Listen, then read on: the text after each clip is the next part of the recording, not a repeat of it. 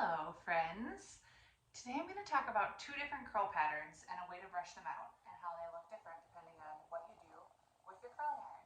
So one half of the hair we're going to do more of a traditional brushed out curl, and the other half of the hair we're going to do a wave, and you can see the difference in what happens when you brush them out. So let's get started. Alright, so on this side I'm going to do the wave style, okay?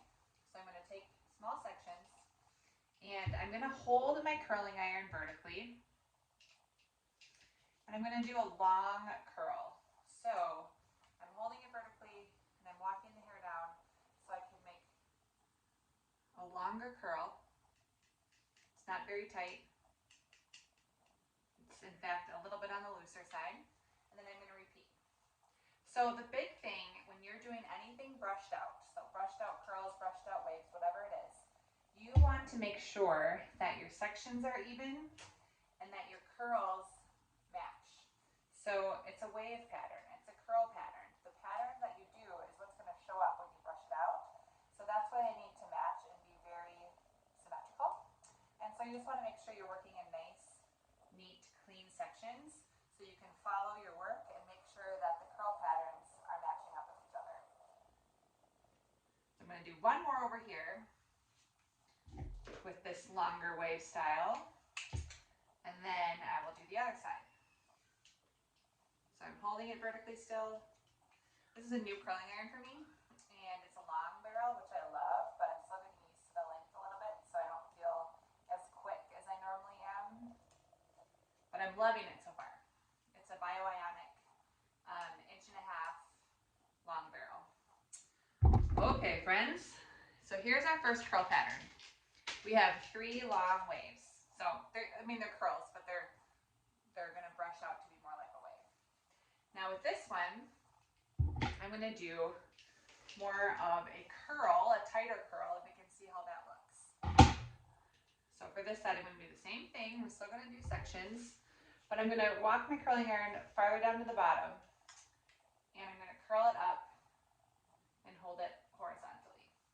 Now one problem that I can already foresee is I have not washed this mannequin in a while, and so the hair is sticky from products, and that's causing my curling iron to catch a little bit, and so I know that will affect my outcome slightly. Okay, so I'm holding it horizontally and kind of rolling it up in a more traditional curl. So what this does is it makes it curlier on the bottom, and you get kind of big, loopier curls with this way. You can even turn it and dump it in your hand like this. Ooh, ooh, ooh. And then you get kind of this bouncier curl. So we'll do that again over here.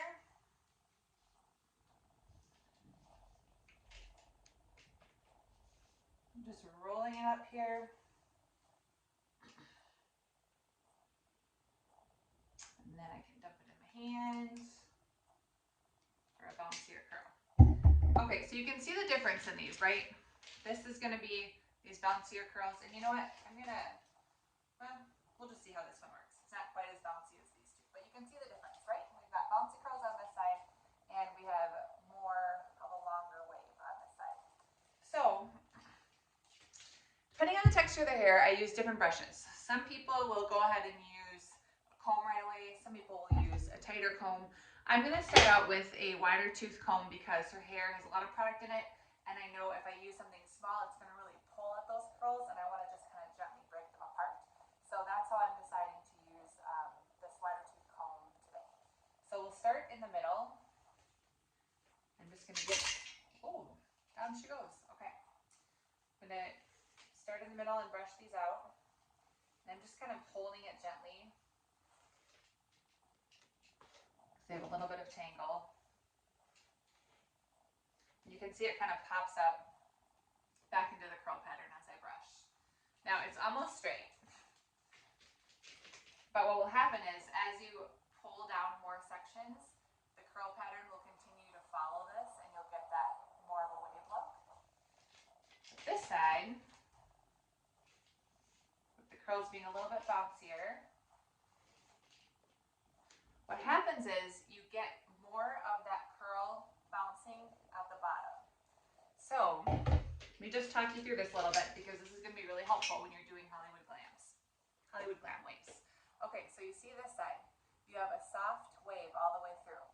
If you take a finer tooth comb and even pull it through even more, they even stay more connected, and it has more of that long bend, where this one continues to have a little more bounce. So you see how that bounces up?